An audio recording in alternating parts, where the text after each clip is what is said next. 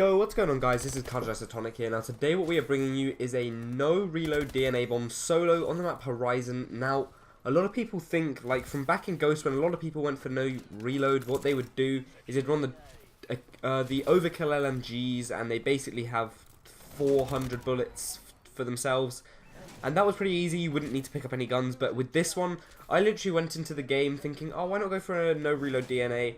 And I picked up a huge number of guns. I started with just an ASM-1, and I think I cycled through, I think it was something like 12 different guns, going from AK-12s to snipers to KF-5s to dual-wield pistols, and it was just a crazy gameplay. And some moments I did run out of ammo in the gun, and it would show the reload animation, but I did not complete this animation on the gun. I would simply just pick up another one, and I'd have to keep sprinting away to try and stop myself from reloading. So I show every single bit of the DNA except for when the rounds switch and I just cut to the first kill because I hadn't shot any bullets at that point. So I hope you really will enjoy the gameplay in the background. It's something very different, something very difficult to do because the number of guns, you have to just pray that your teammates are running good guns when you have to go and pick them up yourself. And I hope you really will enjoy the gameplay in the background.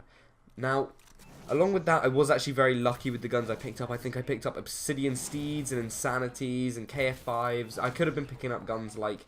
And there's an RIP just there. Like, I picked up 3 of the best elite guns in the game.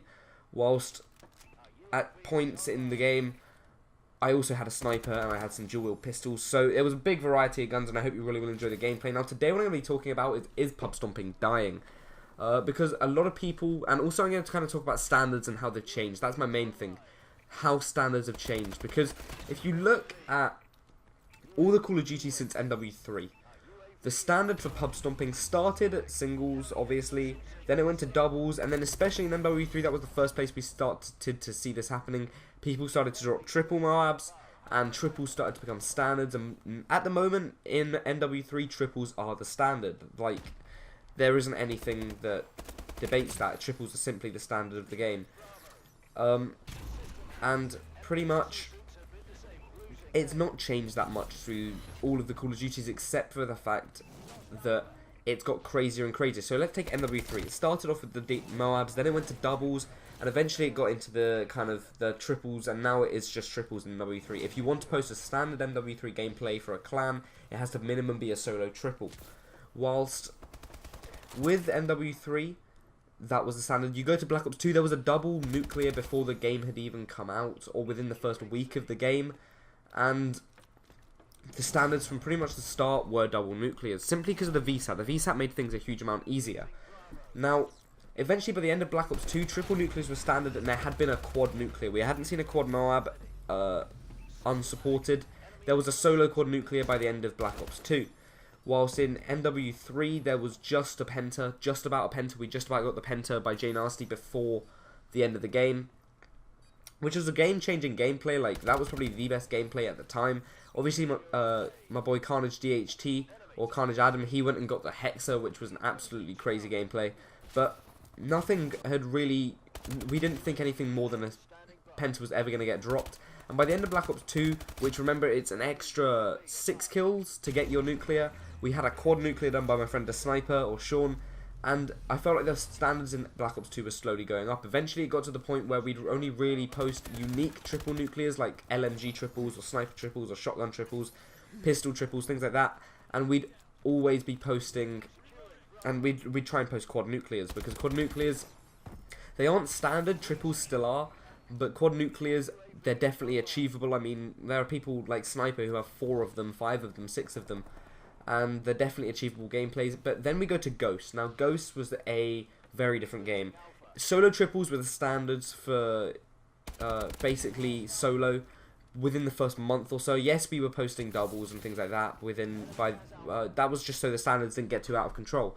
But solo triples were the standards, and they stayed the standards throughout the entire game. Yes, there was a solo quad and things like that, but the point is, every single game, the solo triple has been the standard. And I think that's going to be the same within Advanced Warfare. Because you look at the game, there's been one solo quad, and yes, that was an amazing gameplay. And yes, we've had a quad DNA as well, that was in the 2-man.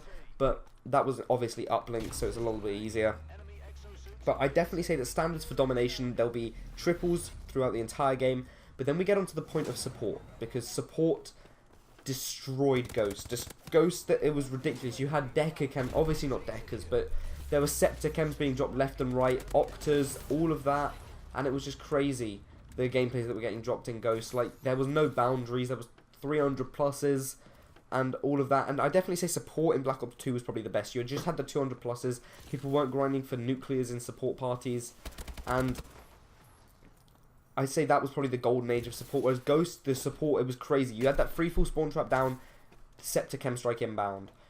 And I kind of feel like that changed the standards completely. It means people in this game are thinking, alright, let's go and get a Scepter DNA, which I don't ever see happening.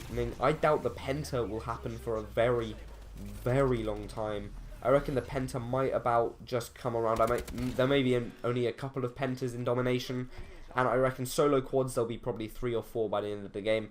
So with this game, the standards kind of slowly subsided from Ghost, where triples were just about standard at the end, and it was like Pentas weren't even standard in that game. Whereas in this game, I reckon Pentas are pretty much impossible, and the standards have gone right back down to how they were in Black Ops 2. So let me know your thoughts on the standards, and let me know what kind of things you expect to be seeing. Anyway guys, I hope you did enjoy the gameplay in the background. No reload DNA bomb, quite hard to do. It was solo as well. So anyway, there's the DNA, and have a great day.